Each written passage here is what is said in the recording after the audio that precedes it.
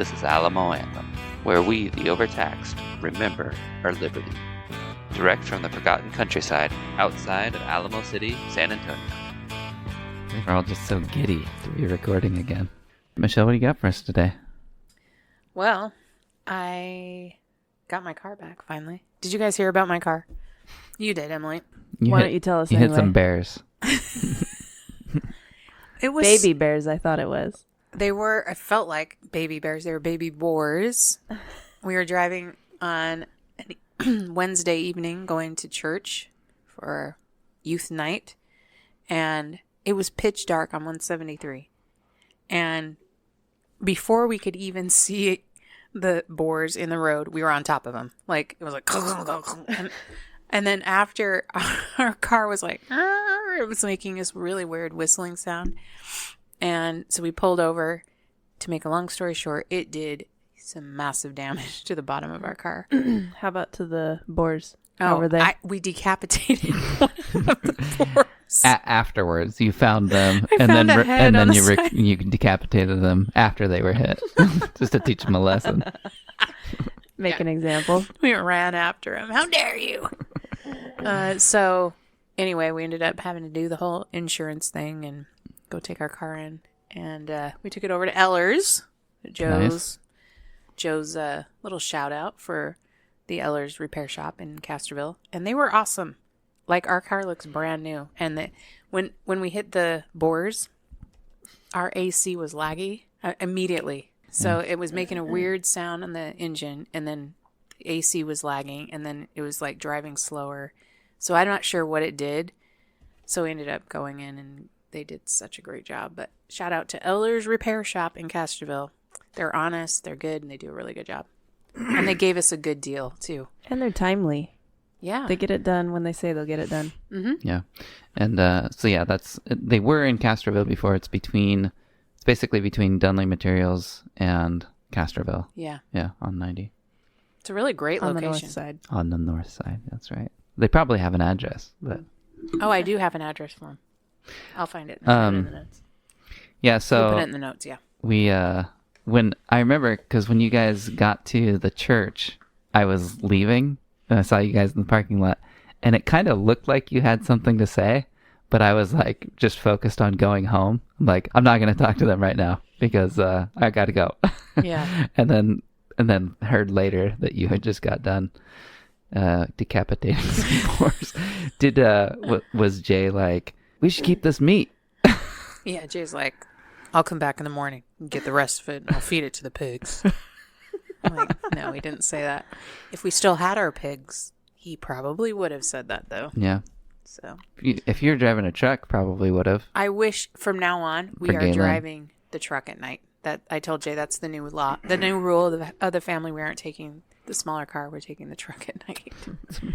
It's a big reason why we got a truck is because of how much driving I do, especially at night, in the middle of the night. So. Yeah, exactly. We wanted to talk a little bit about this book, Fiat Food, which is really, really interesting. Which has to do with the banking system, kind of a part 2 of our Bitcoin conversation from the other day. And then, Joe, you wanted to talk about a little bit about politics in the sense of... Let's just get there when we get there. All right. We don't have to lay everything out. Well, you ahead of time. asked, what are we doing? I'm telling you what I thought I we just want to know the first thing. Let's move on. Let's move on to go. it. Start with you. Let's go with me. Yeah. Well, okay. So after our last show, so there's a guy at work that I talked to about a show. He's one of our loyal followers. Aww. And so he kind of had this question like, what's the deal with you guys and Trump? I thought you were libertarians. And I think that's a good question, something to kind of address. Because I kind of listen a lot to libertarian content. Like, I know a little bit about what's going on in the Libertarian Party most of the time because of, Facebook groups and podcasts and stuff. And there is kind of this interesting thing where, Trump derangement syndrome, it knows no boundary. And so you have libertarians that absolutely hate Trump.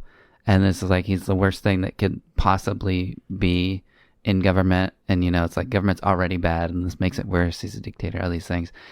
And then you have other people that are the way I would put it, the way like I've described myself about Trump is that like I don't agree with everything with him, and I think that he's made a lot of like poor choices. I also think that he's made a lot of good choices. I think there's like balls and strikes, but I'm not allergic to Trump. You know what I mean? It's like just because it's him, I'm not going to be like, well, I just won't countenance this or whatever, And so I think that to me, one way in which libertarians intersect with Trump is that he is an outsider to the way that the government works.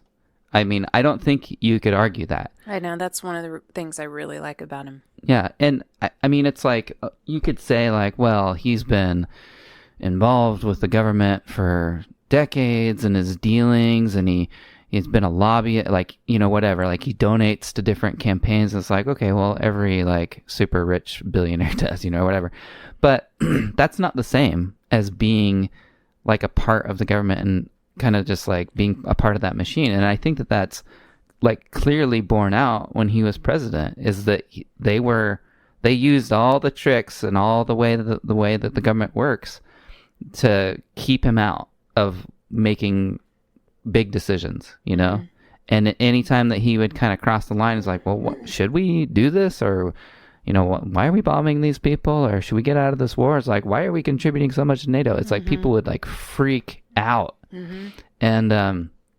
And I think that is one thing that is so attractive to me as a small L libertarian, is that it's like, he's not perfect, but he's not the entrenched bureaucracy. Mm-hmm. That is one thing that he definitely is not. And I think that any other candidate for president, other than if you're going to look at the Libertarian Party, is that, Yeah. And, a point that I've heard made, and I think it's true, is that, it's the same reason that the Democrat Party and just the establishment will not allow Bernie Sanders to win a Democrat primary, is because he's a populist, It's like he's you an need outsider. Yeah, you need the party guy. But he isn't an outsider at the same I time. mean, he falls in line, but he's been in government for years, but they still consider him an outsider. But I think what it is, though, is that the people who like Bernie Sanders, they have a lot of demands of like the way in which the government should change, which is not according to the status quo. It's not according to kind of the fascist corporatist model that the government runs in, with the military industrial complex. And he'll even say things like that. I mean, he votes along party lines and he just does anything that most Democrats will do, but his base is very much a group of people that want to see things changed. And I think that the special interests, like, they can't have that. I guess. Go ahead, Emily. I can tell you want to say something. I was just thinking that if you needed any more evidence, not like you do, I mean, after starting with Russiagate, and then what were the Very Fine People hoax, and whatever other like huge media lies that went on forever against Trump. Like saying that you should inject bleach. Right, Yeah, the which, by the way, it's like the people reporting that lie, they're like, oh, Trump said that you should inject bleach into your veins. It's like they're doing, like, if you think that people are going to do harmful things to themselves because of that lie, then why are you making up that lie? Right, because that's not what he said. And meanwhile, he's there. What is the $450 million thing? Is that the defamation thing, or that was the Fannie Willis thing? How much money? No, that's the fraud.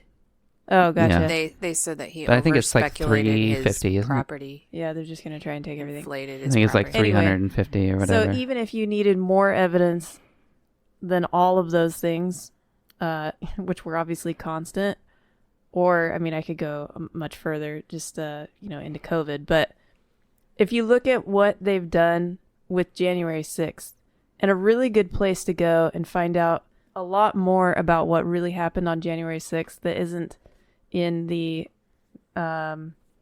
drive-by media narrative, is with the Epic Times. They've done a lot of really hard actual journalistic work to put together a lot of the footage that came out and talk to people who were there and people who know stuff, like former, I don't know, people in positions that of law enforcement and stuff like that and know what the protocols should be.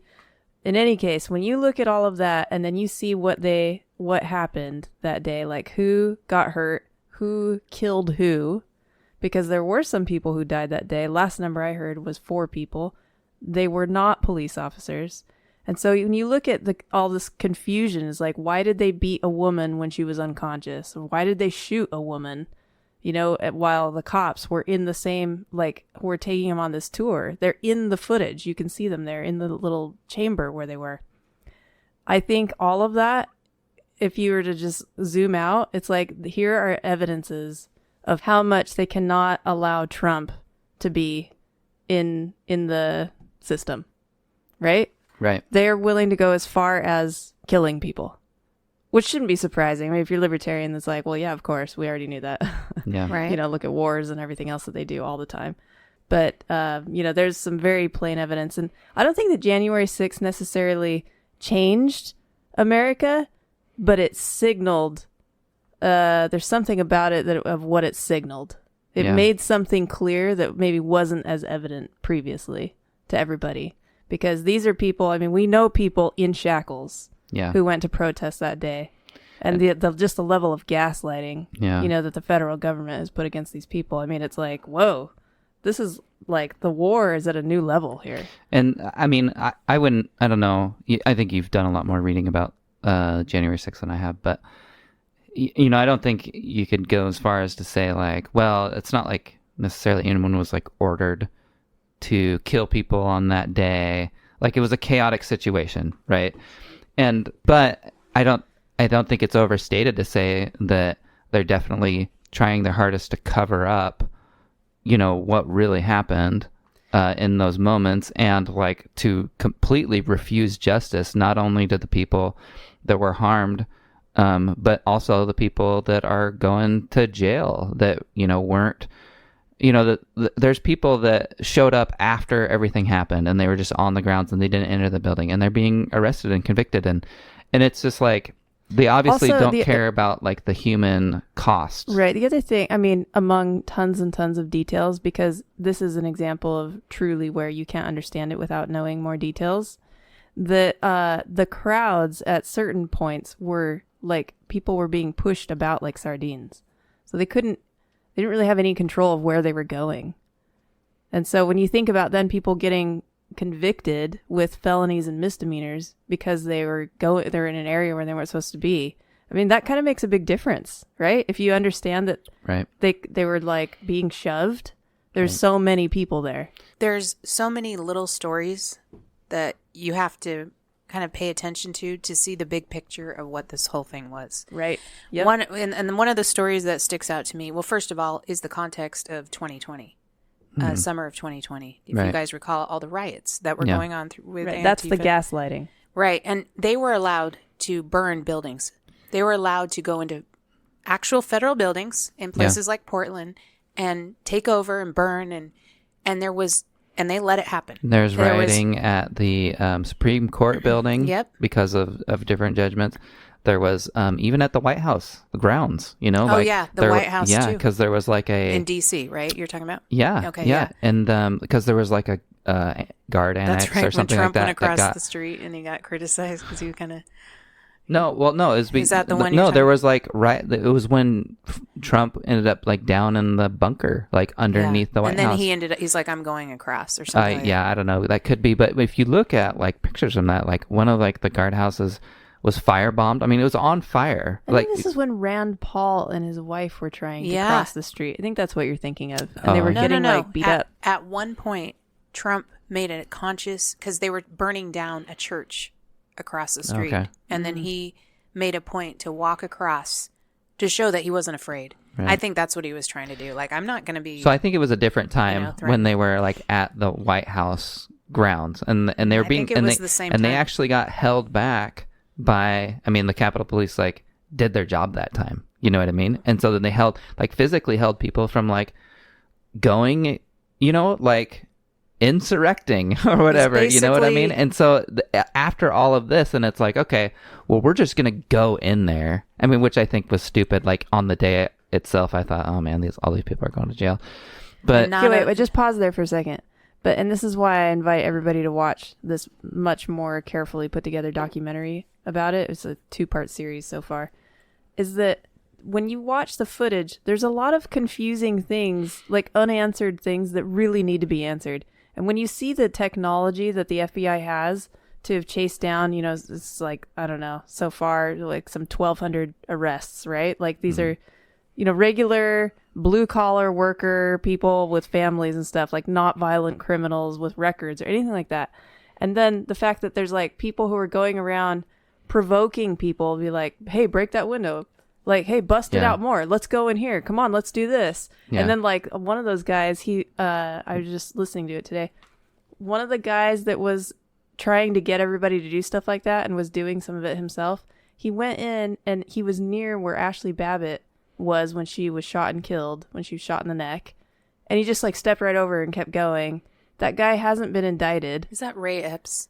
I don't know. I don't think Ray Epps ever went into the building, but he is on camera like telling people to go in. Right, and there's like a lot of instances like this. It wasn't just like 2 people. It's right. like lots of mysterious. When they asked the FBI if they had agents there or anybody else, they just refused to answer. So they're not saying no.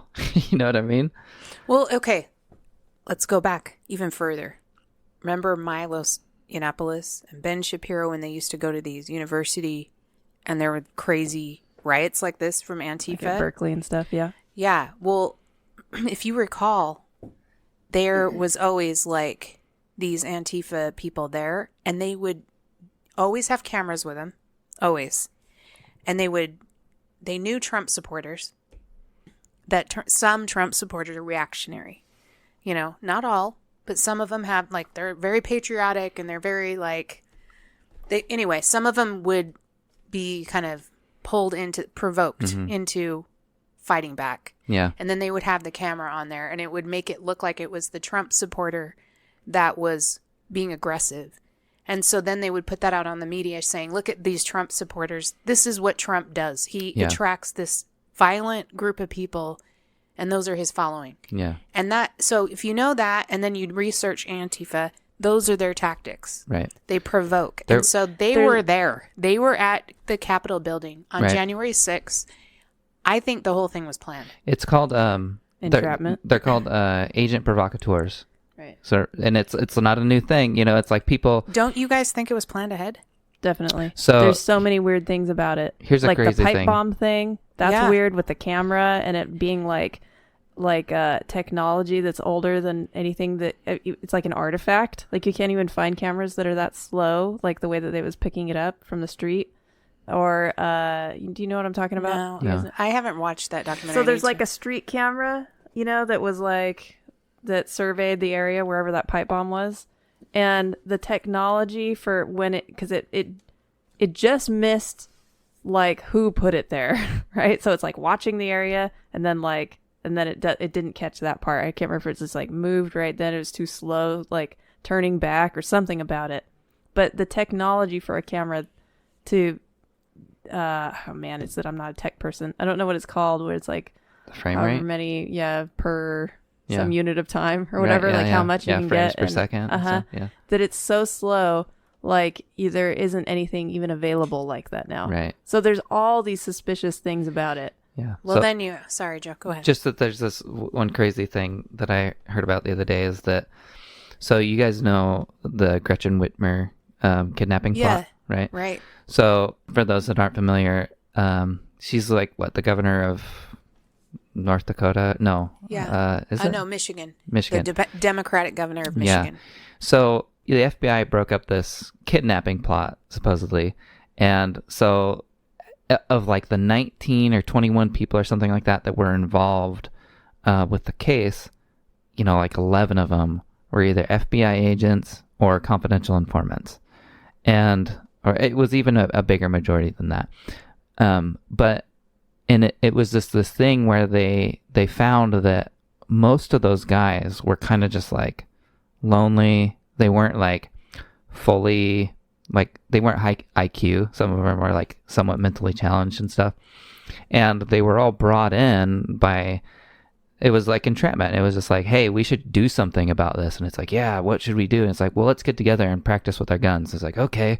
And so then they had these like seemingly cool guys bringing them in and training them up and just like, okay, now what are we going to do next? I was like, well, gee, I don't know. I think I'll just complain about it, but I'm not sure I'm ready to do anything. Anyway, it's like they got egged along on and on and on until finally they were like, okay, we're going tonight and we're going to go and scope out, what's going on and stuff.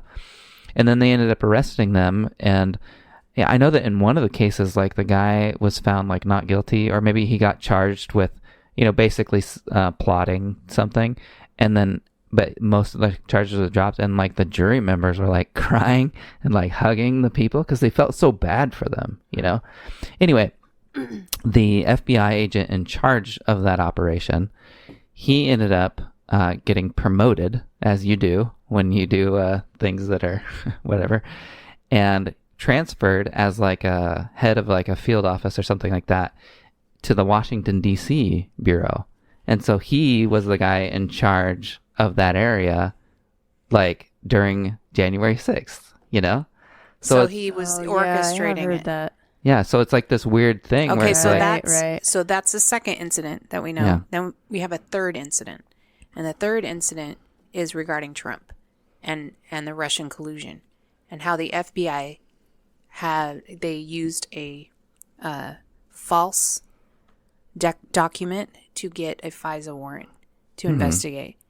And it was all like, what's his name? Comey was the head of the FBI at the time. So all of that was like lies. Yeah. It turned out to be unsubstantiated and actually Democratic, what do you call it? Supply. Opposition Yeah, it was- research or opposition stuff that Hillary Clinton's campaign and John McCain, who hated Trump, handed over to Comey. And they made this into and all you have to do is lie like that and make it up. And because the FBI is known to have this reputation of being, have a substantiated group or what's the word I'm looking for? Validated, verified, authoritative group that has some sort of authority in our eyes, and the media reports it, and everyone's like, "Oh, that happened." Yeah. Well, it's So funny it's too corrupt. the You way see, that it's corrupt. the way that they even did, like, it was constant what you would call like authority laundering, basically, because they would say like, well, we're looking into these allegations as reported in Yahoo News and BuzzFeed and whatever else, and it's like, well, but they only know that because you leaked it to them, Right. And so it kind of goes It was back like and a forth. circular thing. Yeah, it's a circular thing. And what news places do is that someone will say, well, wait a minute, this is a mistake. You need to change this in your story. And then they'll change it. And then, But then you've already read it. Everybody that has reported on that story says, well, no, we reported on a story that these other people had. And so then the trail ends. And then specifically what happened with the FISA court is that they would say something about the information in the Steele dossier. And they said, we talked to these contacts in Russia to verify, the facts of this document, and they did or something. But what they actually told them because they did go and talk to certain people, contacts, they said, yeah, we don't think that has any validity. But they made it sound on the paperwork as if they verified the information in the document. But really what they did is that they went to them to verify it. And then they agreed to it or something like that. Yeah, but the information they gave was the opposite of what they needed in order to get the warrant. The way I look at this is this sounds really bad. I'm getting my master's degree right now. I'm working on that. And I have to write papers. And sometimes I'm tired because it's late. I have to do a lot of research. And maybe I decide, because I'm tired, that I'll just throw in this reference and resource, and I don't even really look at it, but I can just claim it and go 20, I'll put their name, I'll cite their name with their date. And then, because I know my instructor's not going to look at every single, they're not going to dot the I and cross the T, because that's going to take them a long time to go through all my references. I'll just throw it on there and shoot. That's what I think happens, is that these people trust that the other people have done their homework. Okay, it's up here to get a FISA warrant. Obviously, they've done this for years. They know what they're supposed to do. And so the person who checks off the FISA warrant, signs off on it, the judges, Yeah. they just didn't even do their homework. They didn't even check it. They didn't verify it. They just signed off on it because they just assumed that the FBI is doing what they're supposed to do, and they didn't. And if it's directionally in the thing that you want anyway, right? Yeah. It's like if you want it to be against By the way, I Trump, don't do that on my papers. I'm just saying, but you could see how, but like, you felt tempted. oh, of course, when you're tired and you're like, oh, I gotta get this done. But, like, you have to have integrity. You have to, like, no, I've got to do my best. And and you would, like, I think that you're more sure that if it's something that they didn't want to admit to, or if it's something that hurt, Barack Obama or whatever, that they probably would have been done a lot more due diligence. You know what I mean? yeah, because it's someone they like. Yeah. And so that kind of transfers over to these court cases against Trump right now, which, by the way, like the one that he was just ruled damages for, that wasn't a trial to determine whether or not he was guilty of fraud. That had already been determined in a summary judgment. They're just like, yep, we've seen all we need to do. No need to present evidence. You're guilty. We'll set a trial for this date to see how much you owe. And so then there's a big trial about how much he owes. And then people think, oh, well, they're going through the trial and they determine that he's guilty. Like, no. They already did that in a summary fashion. It's disgusting. So what you're saying is that they never actually tried him. Nope. They Right. Because just convicted him, and then they did another court hearing to decide how much money they wanted to say that he had to give them. yes. And then all they have to do is report that the judge ruled in a headline. If an average person reads that, they'll go, oh, I guess Trump was guilty. And it was the same thing with the E. Jean Carroll thing. It was a summary judgment that he was guilty of, not of the things that she accused him of, but of defamation.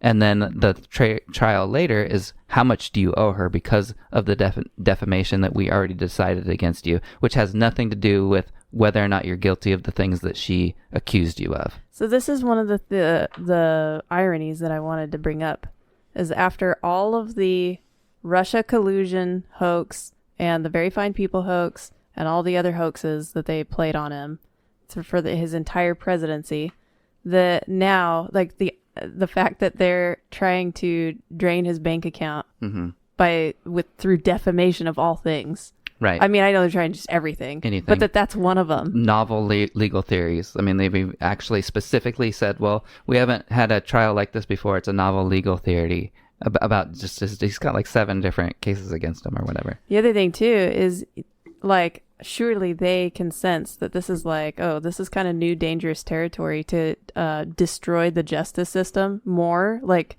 significantly and more openly than before. The fact that that's worth it to them. Yeah. Just to keep him out seems crazy. Yeah. Yeah. Yep. Well, okay. Can I say back to Trump and being a libertarian? Couple things. One thing that I think is libertarian of Trump is him trying to get us out of these endless wars. Yes. And, like, but he's good in the sense that he doesn't want us to be weak. So he's not a pacifist. Right. Obviously, he's not a pacifist. But he also understands, like, other countries. Why are we the only one? And here's my question for everyone. Why are we always the only one that goes and fights these big battles in the world? Yeah. And, you know. Money laundering. Keep going. Well, that's right. But I'm just saying, like, I used to be, I think I've mentioned, one of Bush's biggest fans, you know, when I was a Republican in the early 2000s after 9/11. And I think we all trusted Bush was, you know, trying to defend our country. Well, I think one of the things about it, and this is, like, looking back, I see this as sort of a fallacious way of thinking. It was because the media hated him so badly, and I hated the media. And so it was like, You're talking about Bush. Your enemies. Yeah. It's just how badly they treated George W. That's now what look I'm at talking about. who they're treating Trump much worse. George W., they probably, you know, it would be. Well, they're not capable, actually, I don't think, of treating Trump as badly as they treated George W. Because the way that they made fun of him was just, like, openly, like, bullying. Whereas with Trump, they just lie about him and stuff, but they can't, like, trample him and bully him the way that they did George W. What is You know it what I mean? that if you go into the mud with Donald Trump, you're just going to get muddy, you know? Like, Right. You know what I mean? It doesn't work as well. Yeah. Like, he's not, like, a perfect target to bully. yeah. So I agree with But that. wait a that minute, I got he's- more. Yeah. Well, can I just say, Yeah, I just jump in. with the Wait, hold on. What's the saying? That's all I wanted to say about that. Just that's what fooled me into also being pro The George enemy of my W. enemy is my friend, or Yeah, whatever. that's the one. Right. Yeah. Just this idea of being kind of anti-war, but wanting to be strong, I think that is much more in line with the founders. That's right. Like it's this avoiding foreign entanglements. I mean, that's George Washington. Yeah. John Quincy Adams said, America does not go abroad in search of monsters to destroy. She is the well-wisher to the freedom and independence of all. Yeah. And I think that it's like strong America, like And I think strong diplomacy. Like he was the master of let's talk. Let's have a I remember when George W. Bush talked about talking to, or maybe it was Obama talking to a dictator, and I can't remember which one, and all of us were appalled, like, how dare he? I mean, all of us hawks, Republican hawks. I was a hawk back then. How dare he talk to, these dictators? And the thing is that that's better than war. right. You should have conversations with Putin. That's a good thing, you Yeah. know? Are you saying you think Tucker should still have his citizenship as an American? Yeah. Yes. Tucker did the right thing. We need to hear the other side of the story. We need not be afraid of it. Well, and just in that one in particular, it's like, okay, you just have to look at it for what it really is. These are two different countries that are not America. They do not have America's values. Neither of them do. Which ones? Ukraine and Russia. Right. They're both corrupt. I mean, they don't have elections anymore in Ukraine. They have... Good. They always make Ukraine out to be like this victim country of like, oh, poor Ukraine. And it's like, do you know what? I feel bad for the people. I always feel sorry Yeah. for the people. It's We're the never talking government. about. But the thing you is always that have to being distinguish. anti-war is being for the people. Well, and it's So many it was people, hundreds Rand of thousands Paul. of people have died there because they want to continue a war over the eastern region of Ukraine instead of brokering peace. It was Rand Paul this last week, wasn't it? Where he the speech where he said he was talking about how not only do they not have elections, but what else? What else did he say? Something about how it's like the facts are clear that Ukraine is not a democracy. Why are we using? I mean, obviously they just say Well, so bottom line, they use democracy for everything that they want to do. what I want to say to my Republican friends who are wondering why I'm criticizing Bush and other Republicans, I wouldn't consider myself a libertarian 100% because there are things that I just do not agree with a libertarian. Like, I think, Yet.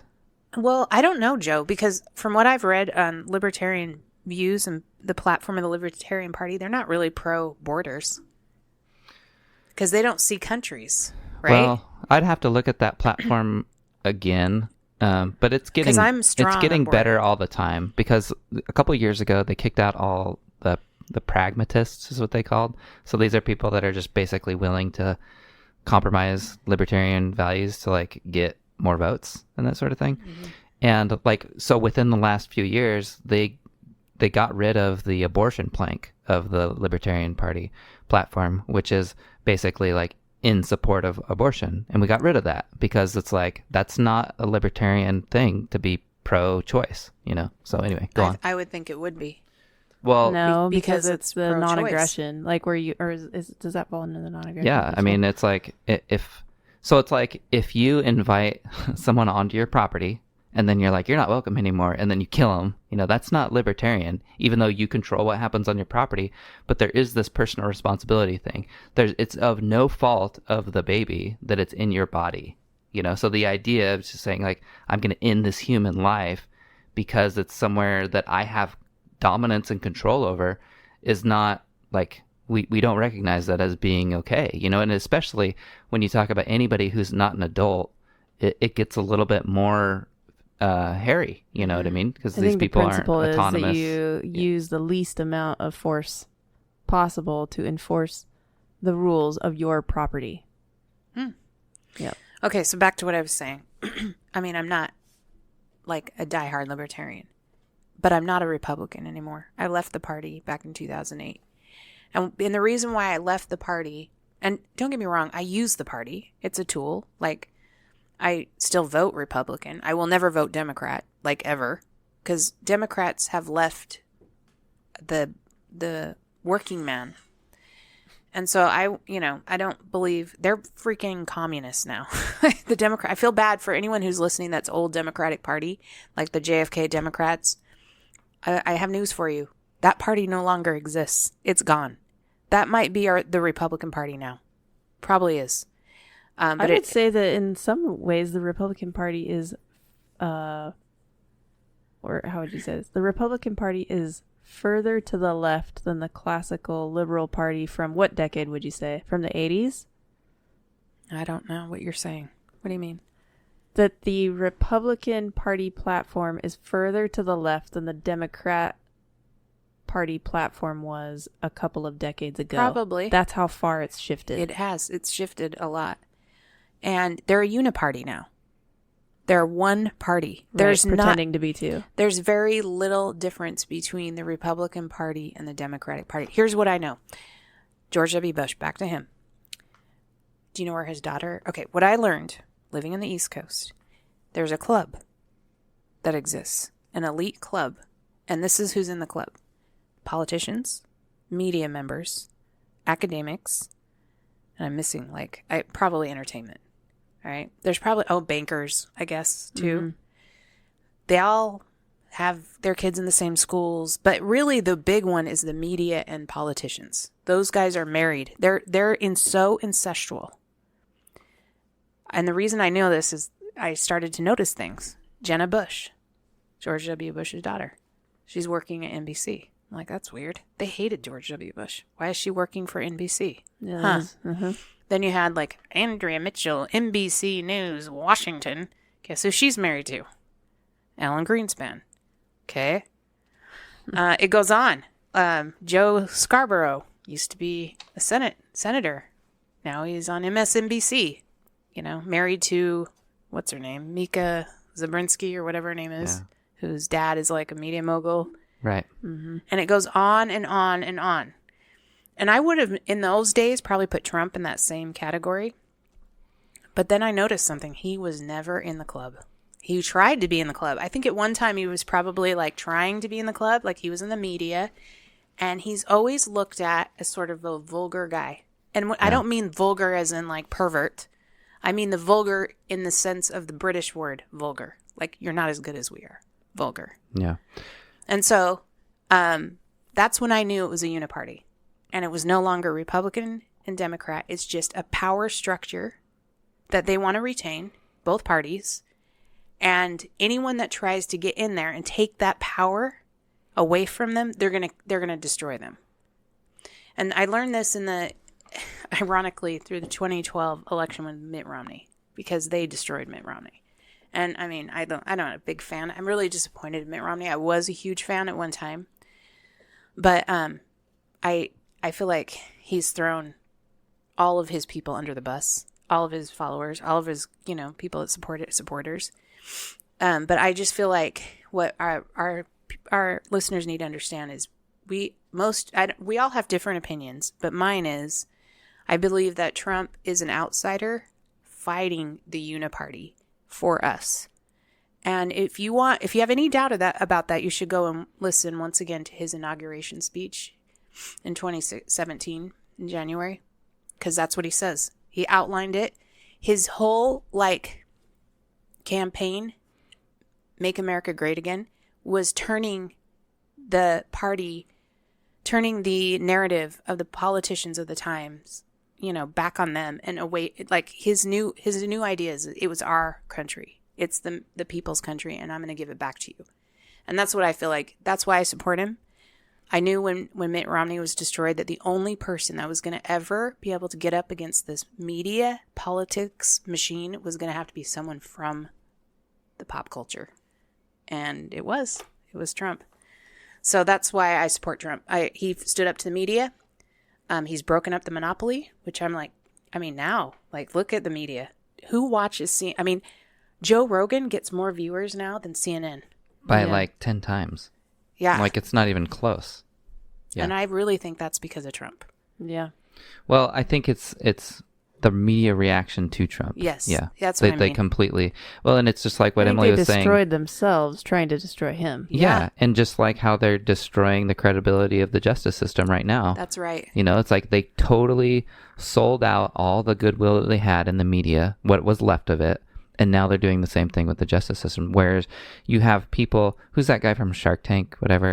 Which one? The guy, Kevin. Yeah. Oh, is it Kevin O'Leary? Yeah. Uh-huh. It's like saying like, you know, I was about to do this big, you know, we're looking for a place to real do, estate. yeah, big real estate deal in New York, and I'm not going to do it there. And so then you have the governor saying, oh, no, like, or the mayor of New York, whatever, is like, no, that's just because of Trump, like, you know, and it's like, but That was and he's been on a lot of like interviews saying everything Trump did was perfect. The banks got paid.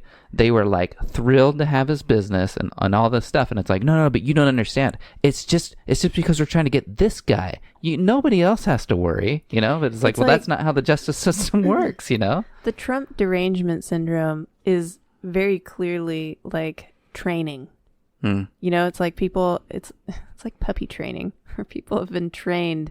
I mean, you can see like that people pass the point of being reasonable to where it's like, I mean, obviously Babylon Bees made lots of jokes about this. There's probably lots and lots of memes that I haven't even seen about it, but where it's like, okay, between Trump and the devil, who would you choose? My gosh. Right. Well, the devil, obviously. You know what I mean? It's like people are triggered out of thinking whatsoever. What was it that Sam Harris said? That it's like, yeah, I don't it's a great care. example, and it's not even a joke. Yeah. He wasn't even joking. He wasn't Keep joking. Going, He say what said, it's like, I don't care if they found like kids being tortured in Hunter Biden's I basement. think he said dead bodies of kids. That's the way he put it. Yeah, in Hunter Biden's basement. Like, it's still worth it to like make sure that Trump didn't win that election. Whoa. And he's like 100% serious. He's not joking or anything, my you know? gosh. And this is somebody who's like somebody who people think is a rationalist, you know, just like What's ultra his rational. name? Sam Harris. Okay, now I know he's weird. Yeah, well, because of that, but there's He's a lot the of atheist esteem. that has a lot of really, really long debates with Jordan Peterson. He's probably the most famous atheist right now in philosophical Well, he thought. sounds like he's not very smart. Well, so that's the whole Trump derangement thing, and that's the thing that really like is tough for me, is that when people repeat things that are just media lies, or it's like if you listen to like Hillary Clinton, or Joe Biden, and just they're giving speeches or interviews, and they just say things that are outright just pure fabrications, like the Fine People hoax, and What is the fine people? the very Fine People hoax. Like 3 times. So you remember when there was like a rally in Charlottesville? Oh yeah. Right.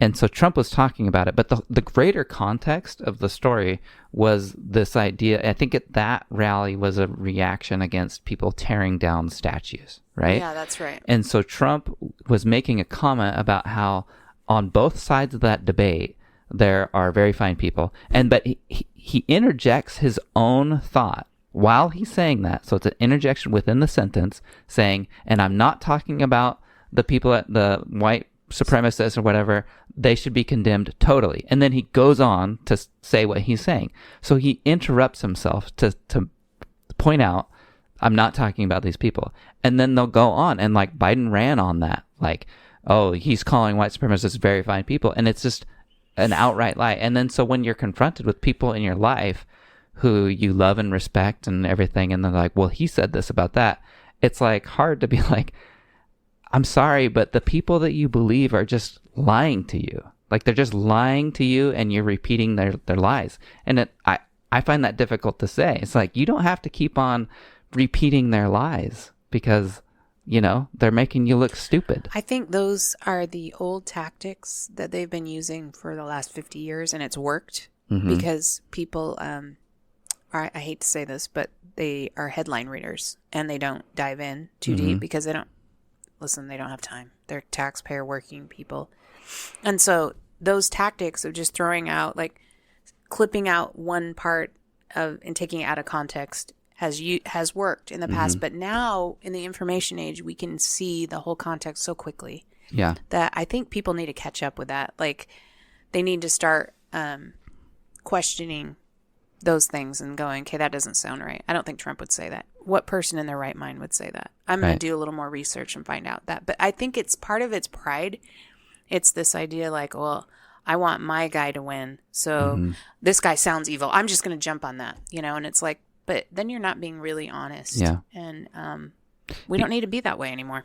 The other thing is that I can honestly say that I don't like Biden. Yeah. And it's not because he's old, senile old man. He's not. It's not just because Who could dislike that?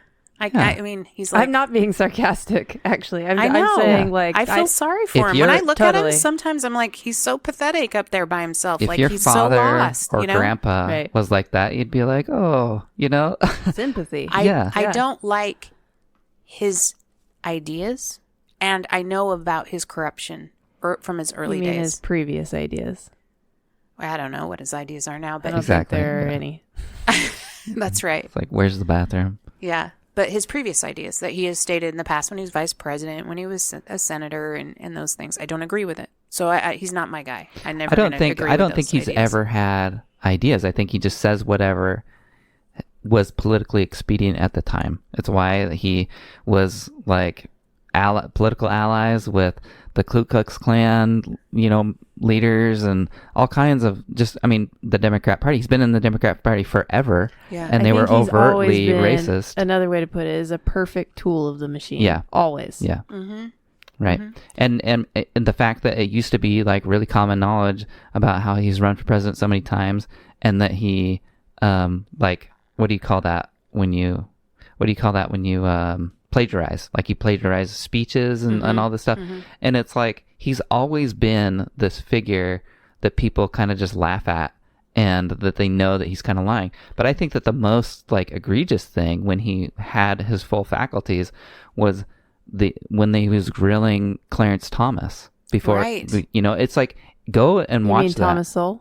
No, Clarence Thomas. Yeah. Oh, there's another good one of him grilling Thomas Sowell. Am I racistly confusing my black people? Your favorite black people. My black luminaries? Was this when Clarence Thomas was getting what's the word?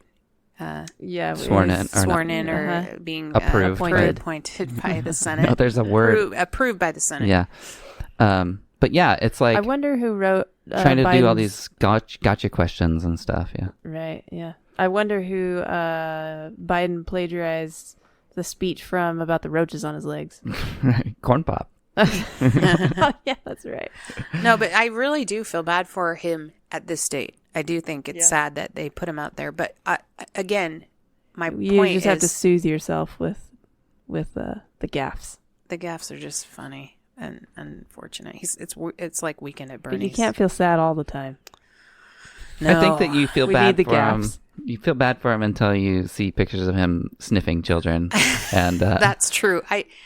You're right. Diary. I don't entries know from what his he's daughter. done in the past. I'm kind of like with the Epstein thing. I don't know how deep that thing goes. And in all seriousness, if you just go back and you watch those hearings, how he was grilling them the way that he did, it was like so dishonest, Yeah. Yeah. Well, it makes you not feel like you have to carry around too But much. Listen, but you I do don't feel even bad. though they are abusing him. I don't like Yeah. him. I Right. never did. I couldn't believe that the Democrats picked him last time. I was like, really? Well, it's the Perfect whole tool. empty suit thing. Yeah. It was. He'll just yeah. So, I wanted to play this clip that Emily mentioned from Rand Paul. So is that what our advocacy is? Not to shorten the war, but it's not so big a deal to let the war go on and on? The head general in Ukraine has said that the war has come to a stalemate. And I'm the first to acknowledge, look, the whole war was started by Russia. Russia's the aggressor. There is nothing good to be said about Putin doing this. He is the aggressor. He is in the wrong. But that doesn't really change the situation on the ground. It's at a standstill. 500,000 people have died. It's at a standstill. Some towns in Ukraine, you can't find young people anymore. They're either dead or have gone off to Europe to avoid the war. So Zelensky, the president of Ukraine, fired his major general because the major general admitted the truth, which is this is at a stalemate. Many people in this body suggest justify foreign aid. We'll say we're spreading and projecting American power and values. We're trying to teach and show to the world the nobility of democracy. Yeah, if you watch one of the networks, that's all you hear: democracy, democracy, democracy. Well, guess what? Ukraine's not a democracy. They don't have elections. So they've stopped having elections several years ago, and there's no plan to have elections. So Zelensky had one, and I'm not saying he didn't win. In all likelihood, it was a legitimate election. But it's sort of one and done. He's not going to have more elections. My point being earlier is just that it's like these are two countries that are not the United States, and they don't have elections, either of them. They both have corruption. They both jail media reporters. You know what I mean? And it's like you could say, well, one aggressed against the other. It's like, okay, that sucks for them, but there's lots of different reasons why that may have happened, but it's still a conflict that doesn't involve the United States, doesn't involve a member of NATO. You know what I mean? Well, okay, so it's like, what are we fighting for? Well, and even if they weren't ever even threatening to, conscription, right? Like drafting. Well, they do have here? Yeah. Even if that weren't, that had never even been a thing. Yeah, discussed. I just feel like most people, when they hear people be up in arms about us supporting other wars because of the money, they just like gloss over. But it's like all the money that they're spending. I mean, that is the reason why people are getting loans to pay their utility bills now and stuff like that. Like, right. I every day get emails from, like city, like credit card or what are the American Express Bank or of whatever. America. Yeah, just like all of the banks and credit card companies saying, congratulations, you can have flex pay now to pay for all these different bills. And I know that that's like because people are needing that in order to, I mean, that's not why, I don't know if that's why they're doing it. I'm sure they're doing it to make money. But in any case, obviously that's the demand. That's the market demand. Right. This has become a popular thing because people cannot pay to live anymore. Yeah. And it's like, what if all of your life or like 80% of your life is used just trying to survive? I mean, that's significant. They're like stealing part of your life. Yeah. And that's where our money is going. And yeah, that's for what them you're to saying. kill all these people where there's 500,000 people have been killed So now the and there's no question is, youth in certain towns and stuff who's anymore. gaining, right? That's always the question. Cui Who bono. benefits? Yep. What is it? Cui bono. Oh, yeah, cui bono. And then, okay, so what, I don't know if people know this, but when the Soviet Union collapsed, we made a treaty after Gorbachev, that guy, I forgot his name, Yeltsin, I think it was, that we would not, none of these certain countries like Ukraine would be a part of NATO. That was the agreement we made. And now we're breaking that agreement. Let me just interject something really quickly. Yeah. Is that people will point out that this wasn't part of a formal treaty or agreement, but you can find documents. It's been released through the Freedom of Information Act where they had memos that were passed to the leaders of these. Tell that to Putin. These countries. He took that very seriously. Yeah, exactly. Russians took that seriously. And it specifically says that the U.S. will not expand NATO past the Elbe River, in Germany. And since then, it's like one after the other.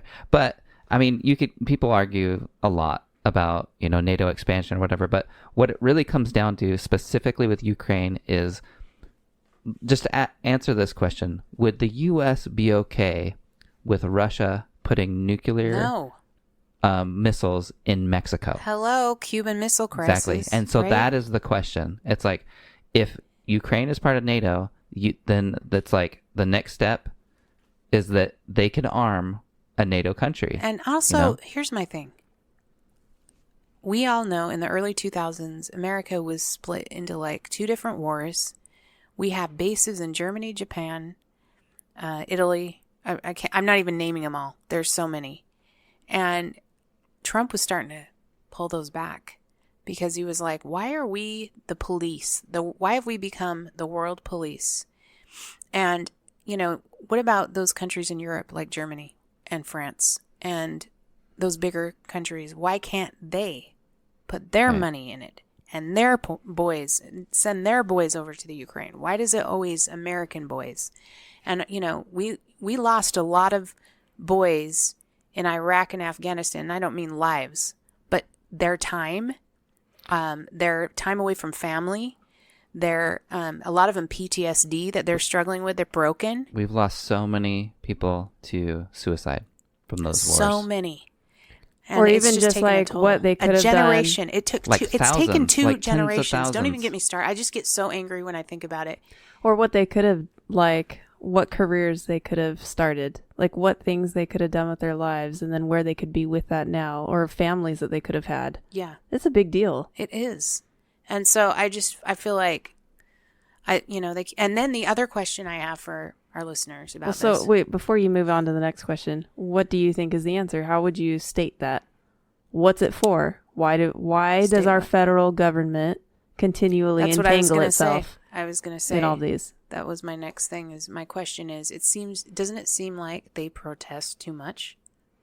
Meaning it's the opposite of protest. Like they're pushing this war with Ukraine. Right. Why are they pushing? So, I mean, they're hiding little things in different bills. That border bill, right? That border bill they were trying to pass, the Senate bill. It wasn't a border bill. It was a Ukraine funding bill. Yeah. An Israel funding bill. It had hardly anything about the border. I guess it had a little bit. But Nothing it's like, good. It's so blatant too, because it's like at a fever pitch with the border crisis, and just like, just what is it? How many people have come over the border since Biden was in? I think we talked about this in our last episode. I think that they estimate like over 1 million over the last year. There's been 35 million people that have come across the border since Biden's been in office. So at least just like read that the other day. 1%, a 1% increase. Yeah, And it's enough for, there's it's more than 10%. 5. Oh, 10% increase. It's more than 5 states, like the population of 5 different states. Joe, you said the other day it's like just crossing the Texas border, or was it the whole, I don't know, southern border, but it was like Hondo, like the city of Hondo Every day. every single day. Yeah. So and I was sitting there thinking, I was imagining if it were all together and it was like stacked right next to Hondo. So it's like Hondo and then Hondo and then Hondo and then Hondo and then Castroville and then Hondo and Hondo. You know what I mean? Yeah. Just how crazy that is. Yeah. When you imagine it that way, it's like, that is a lot of people. That's a lot of people, and you don't know who they are, what they're doing. So the irony of it is we have nobody guarding our border, but we're told that we need to send a bunch of money over to help guard the Ukraine border, right? It's in essence, that's what they're saying to us. It's Right. crazy Like on we're so getting many different levels. invaded. We're getting invaded literally Yeah. by who knows, because nobody's keeping track. And then we're lot of Chinese. sending our guys and our money to help invasions in Ukraine. And as though that weren't enough, the nexus of all of it is Biden saying, "Okay, oh, you're upset about our invasion? All right, well, if we can, you give me some more money for Ukraine, maybe I'll protect our border." Like Right. dangling it, like, "Oh, you care about this? Yeah. Oh, is this bothering you?" Well, and So- that's that Democratic talking point is like, well, the Republicans aren't giving the administration the authority to protect the border, which we need from this border bill. And it's like, what? No. Like the whole argument about Texas not being able to do anything at the border is because you have the authority. Like you can't have it both ways, you know? Right. That's And why saying that we don't, or Texas Right. doesn't have the authority. Yeah. it's crazy. So Can we transition? yeah, So you had We don't really do that. It's just so we mentioned, what is the point of all these wars and all this stuff, and just that, something that was brought to my attention somewhat recently is this idea that the way that it used to be when it came time to fight a war or fund a war, that they would have something like war bonds, right? Or they would have a war tax. And so they would specifically say, hey, we're going to levy this tax. It's for World War II or whatever it was at the time. And it's to help our troops. This is what we're going to do with it and all this stuff. Or they would say, go buy war bonds. The government needs this money to do it, and you'll get paid back and all this stuff, right? And so the citizens were kind of an active participant monetarily in the war. Like they had skin in the game, and they knew that what money was going to be given up for it. Since we decoupled the US dollar from gold then they have this new way of funding wars, which is just to do it, to just print money and spend it. And then what happens is that the value of our currency goes down because of inflation. And so you don't even know that you're funding it. I mean, how many times during the 20 years that we were in Afghanistan did we think to ourselves, are we still fighting that war? You know, because it's not like it was in the news All you every know day. is every time you go to buy groceries at HEB, that somehow you can't seem to get out of there without spending $100. Right. No matter how few groceries you get. Yeah. They're like, well, as you know, the minimum is $100. So I'm sorry that you only got 2 jugs of milk, but you know the We rules. support Ukraine. So, Yeah. but yeah, it's like that is a product of fiat currency and the ability to print money and to just to steal the value out of all the money that is in circulation. Right. And that kind of leads me to this Fiat food. Good job, Joe. Good transition. Well, I just want to read this quote. So we're talking about food and how food has been used as a manipulative tool to hide the effects of inflation. And here's a quote here. This book is called Fiat Food. It's really good, by Matthew Lesiak. And he says, basically the premise is why inflation destroyed our health. It says, Americans are increasingly unable to afford the nutrient-rich food they need to thrive.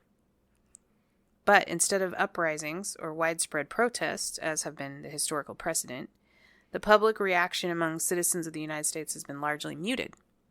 The reason? Authorities have learned that a ruling party may endure the rising costs of food if it can successfully obscure this truth from its people.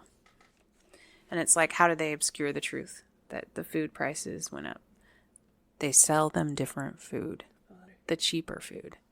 That's crappy for you. Anyway, so basically the prices of the good food, what good food would you guys think is what they're talking about in this book? well, good food is nutrient-rich food that doesn't have other things in it that is harmful to you. That's how I don't know. I just came up with that. That's how I would define it.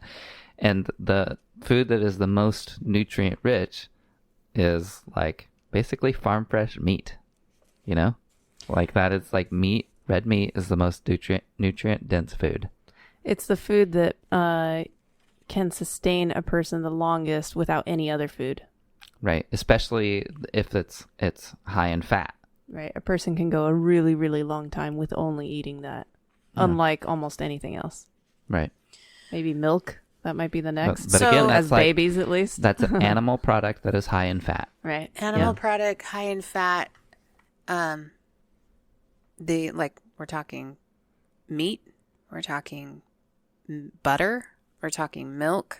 Eggs. I remember, the days of, they were almost over, but there were still milkmen, right? Where you would actually get good milk from the dairy. Yeah. Until they've changed the laws and made the milk worse and worse. And then they just started selling skim milk, which is like nothing because it doesn't have any fat at all. Oh, so then they talk about in this book this oil substance.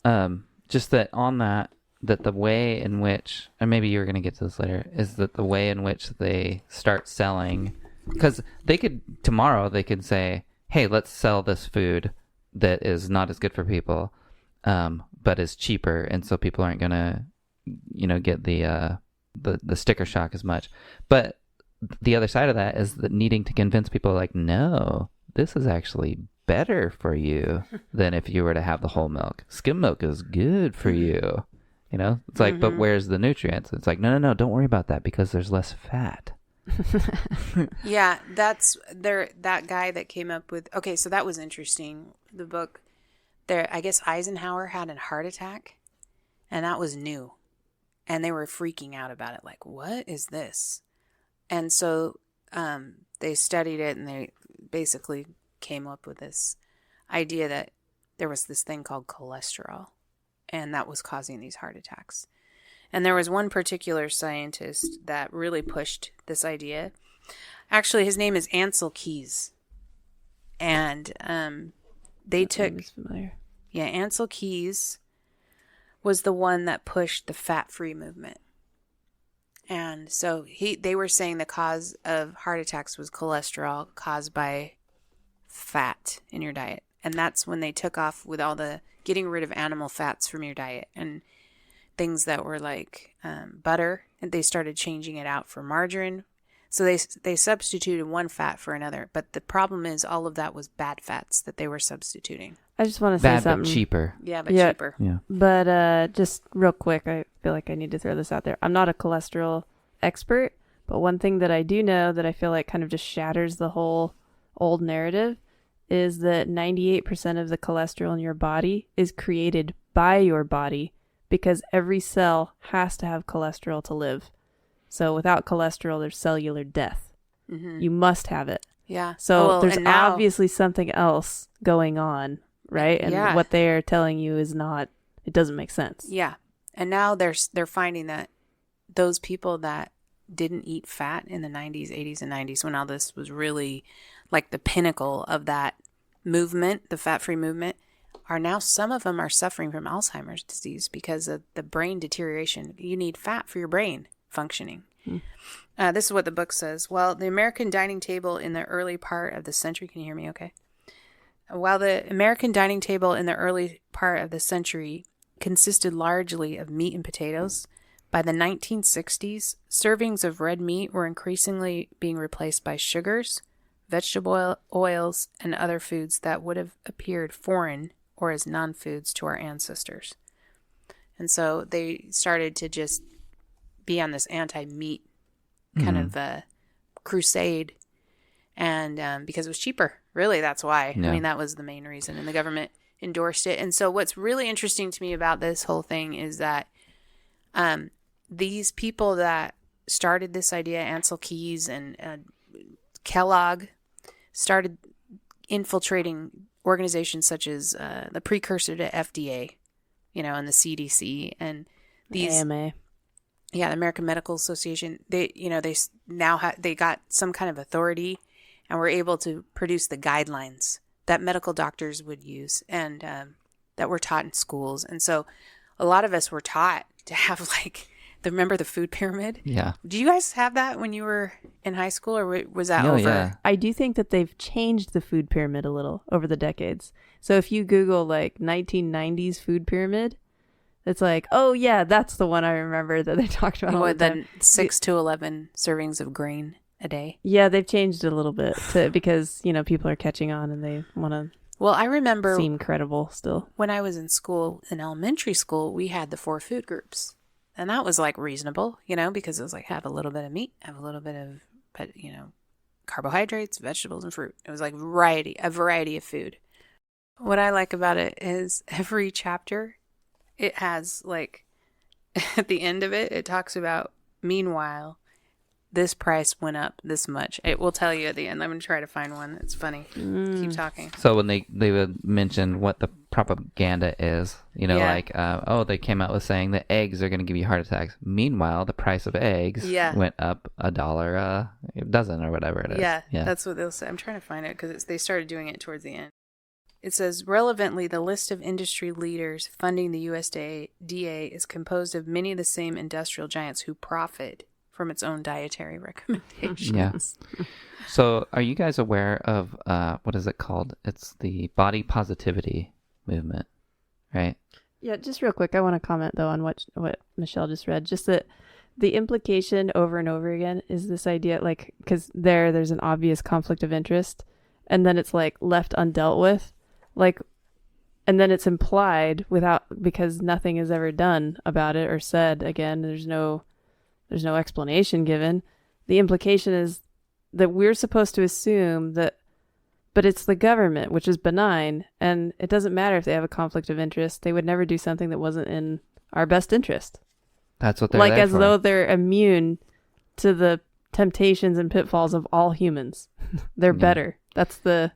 It seems like that's where the conversation is left every time. Yeah, it's assumed that the intention of the government, or our intention in having a government, is the way that the government works. But we know that is patently false. I think it's called public choice theory, right? It's the idea being that the government is just made up of people, individuals, and all of those individuals have individual motivations.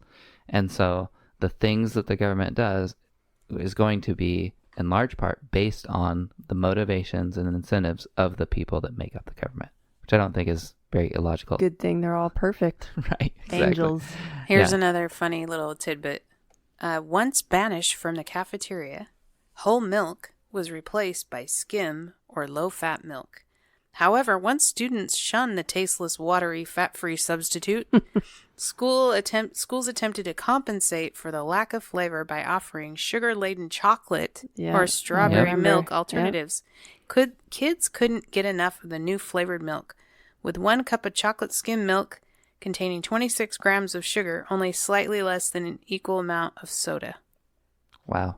And that's what we were putting in the cafeteria. I mean, also, if you just look back in time, like the kids that I grew up with in elementary school and middle and high school, actually, all of it, were way less fat. How should I put this? That seems Do you have to cut that accurate. out? There was way less. There wasn't an obesity. There was way problem. less childhood obesity.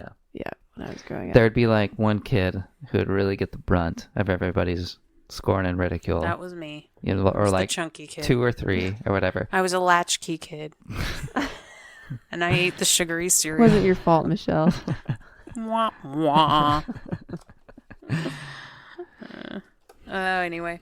Yeah, it's just interesting. It's a good book. I highly suggest it. It will open your eyes about a lot of things. I hate to say it, but it's gotten to the point now where I just don't trust anything from the bureaucratic aspect of the government, like the FDA and the CDC. Yeah. Because now I know that there's so many conflict of interest in those organizations. Yeah. They're making money and they're making the guidelines and they're marketing, and it's like, and they make money from everyone being sick through the pharmaceuticals. Right. Well, it's funny because I've considered myself to be a libertarian for several years before COVID. And then, but it's like I would read articles and say, oh, there's this corruption in this bureau. And it's like, oh, that's bad. Like, I wonder if they're going to get that taken care of. And then you start to feel like, man, it seems like there's a lot of parts of the government that are corrupt in these different ways. But you still have the like factory setting of like, but overall, you can pretty much trust what they have to say. And I think that it was like, I didn't think that I could be any more red-pilled before COVID. And then it was like Neo in the Matrix over really again. It was taking another red pill, and it's like, oh, my default position would be to be skeptical of every single thing they said. All right, that's all I have tonight, you guys. Anything else? Wait, let me check my notes real quick. Ellers, hit the hogs. Here, just this. Biden family dog has bit Secret Service agents at least 24 times. Documents. It's a headline. Something to contemplate until the next time. All right. Don't get bit out there.